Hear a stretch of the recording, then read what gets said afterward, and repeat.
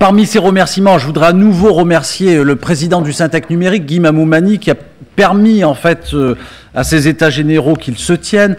À nouveau, je souhaite associer à ces remerciements également tous les permanents de Syntec numérique et Boris Mathieu, qui s'est présenté tout à l'heure, notre délégué. Boris, merci, un grand big up. C'est lui qui nous supporte au quotidien et qui permet à notre comité open source de fonctionner et de se développer. Je tiens aussi à remercier nos collaborateurs respectifs. Alors je vais le faire pour ceux de l'Inagora, je pense en particulier à Martin Pietri. Martin, tu as fait un boulot remarquable, merci beaucoup. Et merci pour lui, et puis donc Nadia et toutes les personnes de l'Inagora qui m'ont prêté, parce que derrière notre bénévolat, c'est pas seulement notre bénévolat, c'est aussi la mise à disposition d'une partie de nos ressources, comme c'est le cas pour chacun d'entre vous dans les associations et les organisations dans lesquelles vous travaillez. Et puis naturellement, cette journée n'aurait pas été, elle n'aurait pas pu se tenir si on n'avait pas eu des intervenants de grande qualité. Et donc je tiens à associer à ces remerciements l'ensemble des intervenants, dont ceux de cette dernière table ronde. Merci à vous, mesdames et messieurs.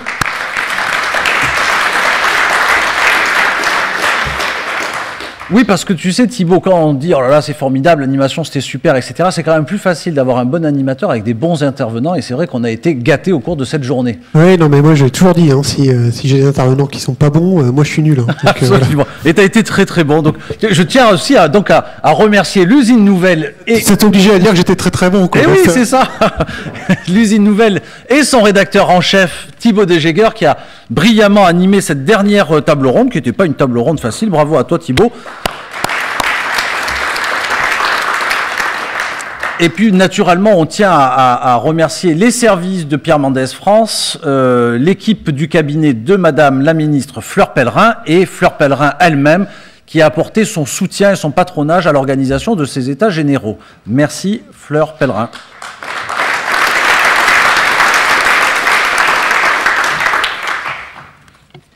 Tu veux peut-être... oui.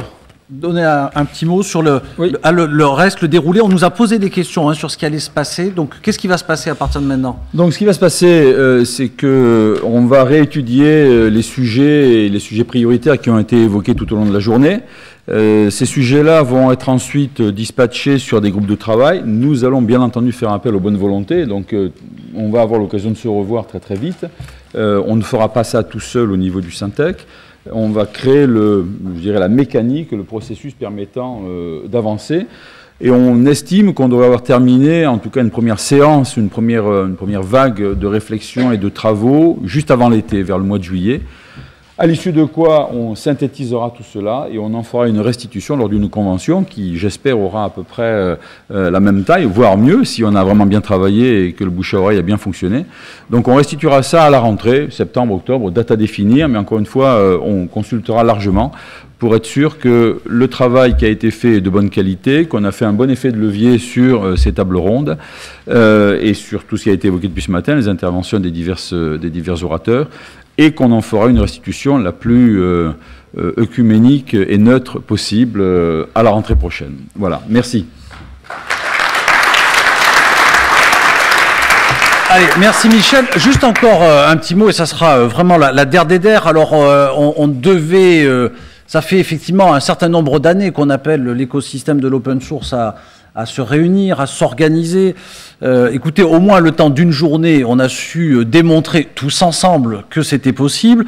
Cela démontre aussi que quand chacun fait preuve d'un grand esprit de responsabilité, eh ben, même si l'industrie du logiciel libre est une jeune industrie, je crois qu'elle s'est démontré sa capacité à s'organiser et à réfléchir et à travailler ensemble.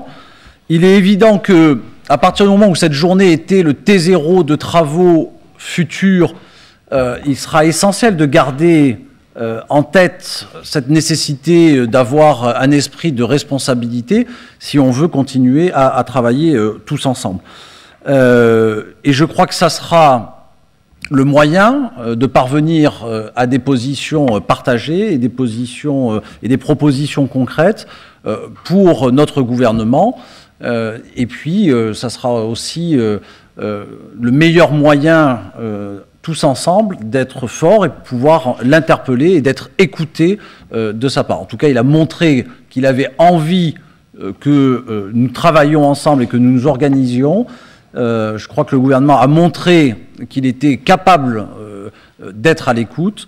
Voilà, reste maintenant à nous de bien travailler tous ensemble, de telle manière à être, avoir les meilleures propositions possibles. Et du coup, ça sera à eux, au gouvernement, de réagir à nos propositions.